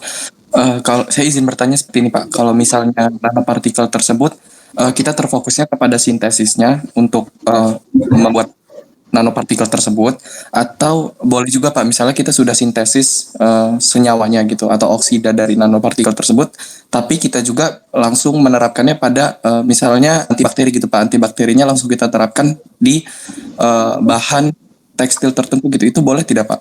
Atau kita fokus terhadap sintesisnya saja Pak? Itu saya bebaskan. Karena sendiri Maaf Pak, putus suara. Oh, baik. Terputus. Tes. Apakah terdengar Ibu? Ya, sudah. Oke. Jadi untuk Mulyadi itu pada topik saya bebaskan. Itu saya balikkan kepada mahasiswa, apakah mahasiswa mau sebatas sintesis atau mau sampai dengan aplikasinya. Nanti kalau misalkan memang sintesis saja, ya kita fokuskan sintesisnya, itu bedanya apa dengan yang sudah ada. Tapi kalau memang mau diaplikasikan ya sama juga. Itu bedanya apa juga dengan yang sebelum-sebelumnya, apakah dari materialnya ada perbedaan atau dari objek aktivitas yang kita bedakan. Misalkan kalau di yang sebelumnya menggunakan E. coli, S. aureus, mungkin nanti di punya adik-adik menggunakan bakteri yang lain yang tersedia di lab uji seperti itu. Jadi itu saya bebaskan kembali kepada mahasiswa seperti itu, Mulyadi.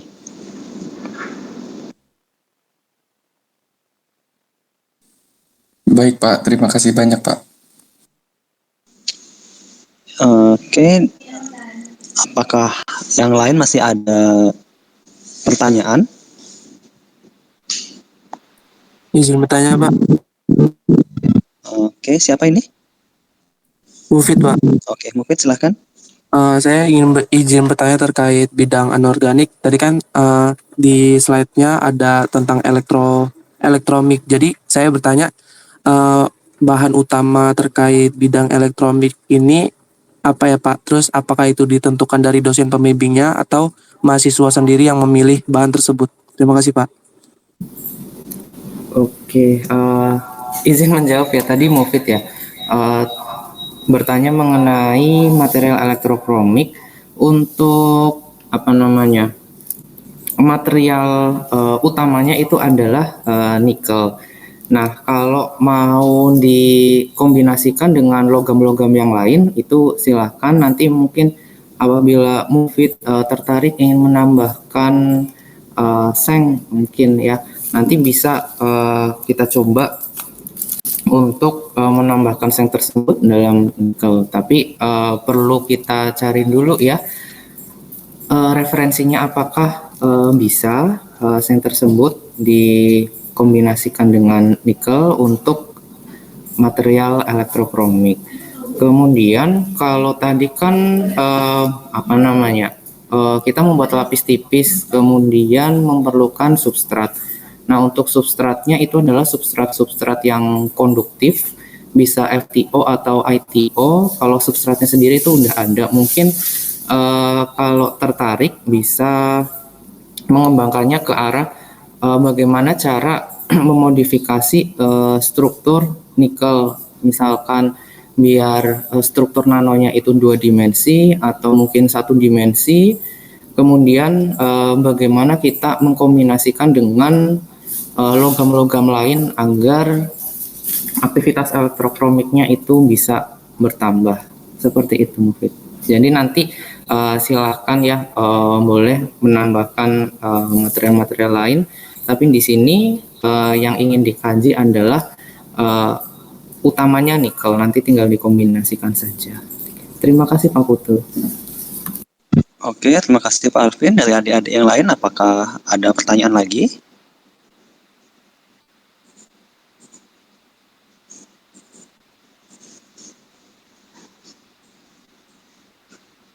Oke, seperti Maaf Pak, tadi saya lupa Pak. Misalnya yang dibedakan itu bukan di bakterinya Pak, tapi di jenis bahan ujinya. Misalnya kain A yang digunakan untuk uji pada antibakteri tertentu. Tapi yang saya pakai itu kain B gitu Pak, jenis B. Karena permukaannya beda dan banyak juga dipakai, tapi belum ada antibakteri untuk itu. Itu boleh tidak Pak?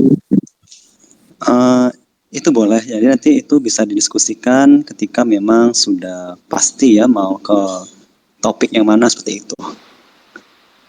Jadi untuk penelitian itu kemana aja bisa diarahkan idenya. Jadi nggak usah takut terkait dengan apakah ini boleh atau tidak boleh. Semua ide itu pasti boleh, tergantung bagaimana kita mengemasnya. Seperti itu.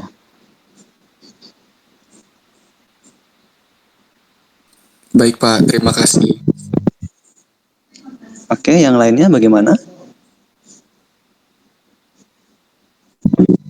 Jian, silakan. Saya ingin bertanya di bidang organik, Pak.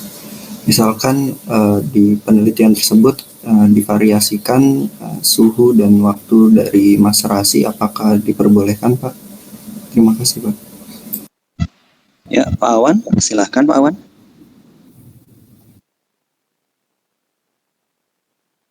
Halo, boleh diulang lagi pertanyaannya, tadi terputus di ujung. Oke, baik Pak. Misalkan di saat maserasi tersebut di adanya pengaruh waktu dan suhu, apakah diperbolehkan Pak adanya variasinya? Oke, baik. Ini untuk maserasi ya. Jadi karena kita adalah senyawa-senyawa organik ya, senyawa organik bahan alam itu adalah senyawa organik yang diproduksi oleh tumbuhan. Nah, untuk melakukan maserasi kita ada beberapa hal yang harus diperhatikan. Yang pertama, kita harus tahu dulu di tumbuhan itu tumbuh kira-kira rata-rata suhunya berapa. Gitu ya. Nah, kalau kita udah tahu suhunya kira-kira berapa, itu yang coba kita aplikasikan ketika melakukan maserasi. Kenapa? Itu kita lakukan untuk menjaga agar senyawa-senyawa organik, terutama senyawa-senyawa volatil ya, dan juga senyawa-senyawa yang banyak mengandung gugus OH itu tidak rusak. Gitu. Kira-kira seperti itu. Ada beberapa hal yang harus dipertimbangkan ya, seperti apakah kita lakukan maserasinya itu di tempat yang tertutup atau tempat gelap atau di ruangan saja, ataukah tidak boleh terpapar matahari langsung dan lain-lain. Nah itu nanti akan dipelajari di teknik penelitian. Seperti itu kira-kira. Ya tentu saja itu akan berpengaruh. Baik Pak, terima kasih. Oke, terima kasih Jen atas pertanyaannya. Untuk dari yang lain, apakah masih ada yang bertanya?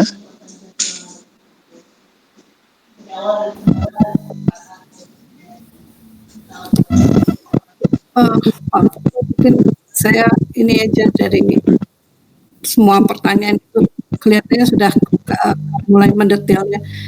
Pada dasarnya hal-hal yang mendetail itu akan dibicarakan bersama dengan pembimbing tentunya, tetapi sekarang penting bagi kita semua mengetahui bahwa jangan menjadi khawatir begitu karena waduh nanti ada keterbatasan ini, keterbatasan itu yang itu belum tentu menjadi kendala gitu ya. Jadi lebih baik sekarang positif saja berpikir tentang apa yang diminati, kemudian nanti setelah masuk ke kelompok masing-masing ya dengan pembimbingnya masing-masing akan terjadi pembicaraan tentang hal-hal apa saja yang akan dilakukan dan itu ikuti baik-baik ya. Kemudian nanti pengembangannya itu akan bergantung kepada seberapa jauh saudara cepat dalam melakukan penelitian ini. Nanti kalau waktunya itu banyak, itu akan banyak hal yang bisa digali gitu ya. Intinya seperti itu. Jadi sekali lagi sekarang tidak usah cemas dulu tentang hal-hal apa saja yang nantinya akan menjadi sesuatu yang membatasi itu. Tapi sekarang sekali lagi fokuskan pada minat dan kemudian yang berikutnya mulailah mencari-cari referensi yang menguatkan minat saudara masing-masing ya. Menguatkan saudara jadi alasannya itu menjadi semakin kuat bahwa itu harus saya teliti, itu harus saya pelajari lebih jauh gitu ya. Itu untuk penutup dari saya pada hari ini. Terima kasih. Wassalamualaikum warahmatullahi wabarakatuh. Saya kembalikan pada Pak Putu. Ya, terima kasih Bu Cip. Jadi untuk adik-adik yang sekiranya sudah ada bayangan tentang mau ke arah mana nanti topik TA-nya dan sudah ada pertanyaan yang kiranya spesifik terkait dengan metode, bahan, ataupun uji-uji nanti, itu mungkin bisa langsung dikomunikasikan dengan dosen-dosen yang terkait ya. Jadi karena ini pun juga sudah lewat ya jam kuliahnya, maka untuk pertemuan kali ini saya ucapkan terima kasih kepada Bu Ciptati, Pak Awan, Pak Aang, dan juga Pak Alvin yang sudah berkenan hadir dalam perkuliahan, dan juga adik-adik yang sudah bersedia meluangkan waktunya ya untuk mendengarkan pemaparan topik TA. Saya ucapkan terima kasih dan selamat siang semuanya. Selamat siang Pak, terima kasih. Ya, kita jumpa Jumat. Terima kasih Pak, Bu. Ya.